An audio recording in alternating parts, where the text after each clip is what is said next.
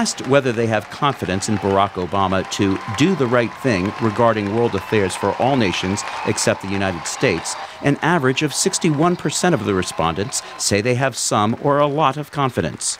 However, in all 20 nations polled by worldpublicopinion.org, majorities say the U.S. uses the threat of military force to gain advantages. On average, 77% perceive the United States as threatening. Overall, views are mixed on whether the U.S. is playing a positive role in the world. Randa Slim is a guest scholar for the U.S. Institute of Peace. She says Mr. Obama must build on the goodwill he generated following his June speech in Cairo.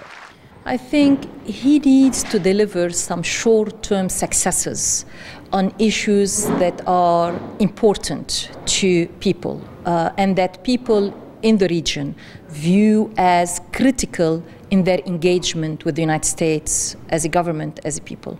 The first issue is the Arab-Israeli conflict. I think delivering some kind of, or delivering a freeze on Israeli settlements is going to be a game changer. At a market in West Jerusalem, Israelis and Palestinians offered mixed reactions to the Obama presidency. After we heard him in Cairo,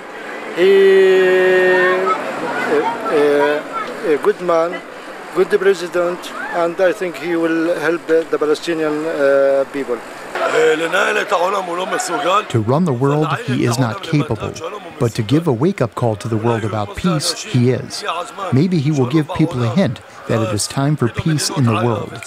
Randa Slim says Mr. Obama must stick with his timetable to remove all U.S. troops from Iraq by the end of 2011. She also says he would be well served to meet with various Muslim groups considered to represent mainstream Islamic values.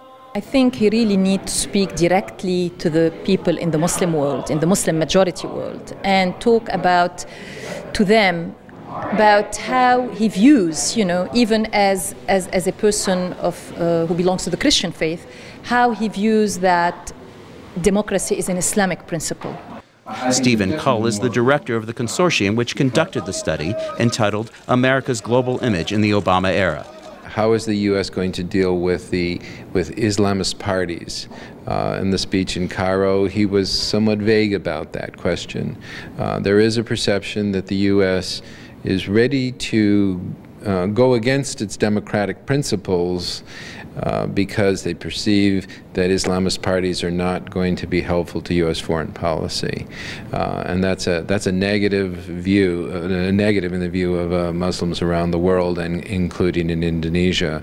A modest majority of Indonesians, 54%, expressed confidence in Mr. Obama concerning world affairs. We see that he treats his family well, so he will do the same for society. A slight majority in China echoed that confidence in Mr. Obama.